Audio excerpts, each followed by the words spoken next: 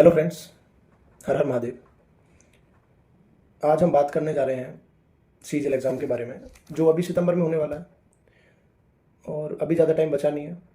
किसी को नहीं पता पेपर कैसा आएगा, हम पीवाईक्यू करें या मॉक टेस्ट लगाएं या कुछ भी करें, लेकिन अभी क्लैरिटी है नहीं कि उसमें आना क्या है और किस तरह के क्वेश्चंस आएंगे, लेंथी आएंगे। लेकिन एक बात तो तय है, जहाँ तक समझ आ रहा है एसएससी स्टेनो का और सिलेक्शन पोस्ट फीस का देख के, कि कहीं ना कहीं चीज़ें वही हैं जो पहले पूछी जाती थी। कोई इतना बड़ा कोई रोबोटिक्स नहीं है या कोई एआई नहीं है या कोई चैट जीपीटी वाला सिस्टम नहीं है कि बहुत ज़्यादा टेक्निकल क्वेश्चंस हैं वही सब।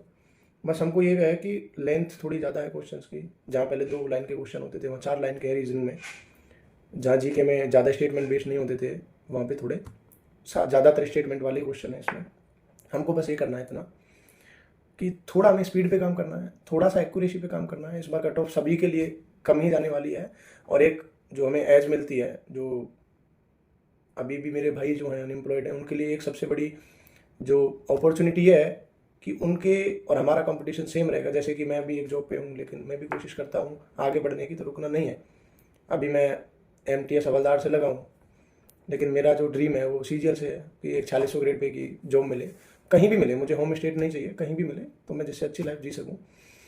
तो बस आपको बस इतना ही करना है कि जो भी आप कर रहे हैं मन से करें और थोड़ा माइंड को ना एक तरह से शार्प करें। रटी रटाई चीज़ों पे नहीं चलना है हमें कि किसी ने कुछ स्पून फीडिंग किया, हमने बस माइंड में वही बिठा लिया कि इससे लगाएगा तो हम घबरा गए एग्जाम में, यार यूपीएससी लेवल का आ गया या बहुत ज़्यादा टफ आ गया।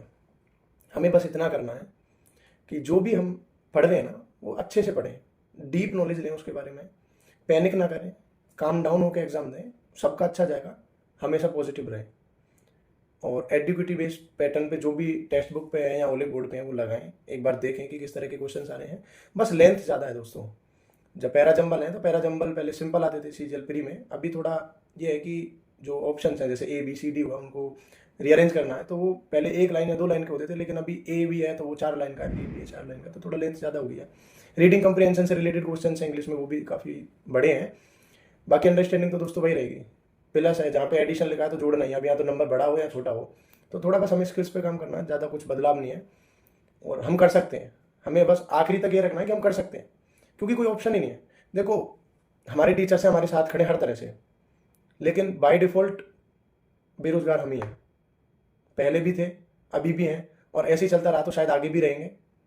जो टीचर्स हमारे लिए खड़े हो रहे हैं, मैं मानता हूँ कि टीचर्स और स्टूडेंट एक दूसरे के पूरक है, लेकिन बात तो वही है ना, टीचर्स अपने सेटल्ड हैं, वो ऑलरेडी सीजीएल क्लियर करके एक इंस्पेक्टर हैं, कोई एएसओ है, तब पढ़ाते हैं। वो कामयाब है अपने आप में। लेकिन हम क्या हैं, हम अभी भी बेरोजगार हैं, हम पढ़ाई कर रहे हैं। तो हमें तो बस ये है कि कोई भी अच्छी सी जॉब लेके निकल जाना, बस दलदल से। दलदल है, कितने ही घरों के बच्चे हैं मिडिल क्लास फैमिली से, सपना लेके आते हैं, बड़े बड़े सपने लेके आते हैं, लेकिन क्या होता है उनके साथ, एज निकल जाती है इसी चीज़ में कि आज वहाँ धरना कर रहे हैं, वहाँ धरना कर रहे हैं। धरना प्रदर्शन से क्या होगा? अगर कोर्ट ने बोल दिया नहीं नहीं एडीक्यूटी कराएगी, आप हम दिल्ली जा रहे हैं, जंतर मंतर पे भी जा रहे हैं, लाल किले पे जा रहे हैं, खूब अपनी तरफ से पूरा कोशिश कर रहे हैं, हमारे टीचर्स भी हमारे साथ खड़े हैं, हम भी खड़े हैं उनके साथ, और वो हमारे साथ ही खड़े हैं और हम भी अपने लिए खड़े हैं। लेकिन अगर एट द एंड यही हुआ कि एडुकेटी ही कराएगी, तो हमारे साथ क्या होगा? एक बार इस बात पे विचार कीजिए। जब देना ही है तो हम साल क्यों खराब करें? अगर मैं ये नहीं कहता कि अपोज ना किया जाए, अगर कुछ गलत हो रहा है तो उसके खिलाफ हमेशा डट के खड़ा होना चाहिए, लेकिन एक स्मार्ट वर्क के साथ, कि वहाँ पे भी हम अपोज भी कर सकें प्रॉपर, और अपनी जो प्रिपरेशन है वो भी जारी रहे, कि हम दोनों कंडीशंस के लिए तैयार रहें, कोई भी सिचुएशन हो हम कर जाएं। बस मेरा यही मोटिव है। तो हाथ जोड़ के रिक्वेस्ट है दोस्तों, पढ़ें, आगे बढ़ें और कोशिश करें इस बार सीजीएल निकाल दें, क्योंकि सभी के लिए ना कोई ना तो रिपीटर रहा, ना सभी फ्रेशर हैं। कोई रिपीटर भी फ्रेशर हो गया, जो पहले 1 साल से तैयारी कर रहा है वो भी सेम ही है, और जो 2 साल से कर रहा है, 4 साल से कर रहा है जॉब में, वो भी सेम ही हो गया। तो एक तरह से देखा जाए तो अगर वो एडुकेटी अपना एग्ज़ाम कंडक्ट कराने का जो तरीका है उस पर थोड़ा काम करे, उसको अच्छे से करे, मैनेज करे, तो कहीं ना कहीं बहुत अच्छा कर सकते हैं हम इस बार। तो जहाँ 150 और 160 और 170 नंबर ला के कट ऑफ क्लियर होती थी, और मेंस एग्जाम में 390 से 320 लाने पड़ते थे कोई एक जॉब सिक्योर करने के लिए, लेकिन अभी ऐसा नहीं होगा।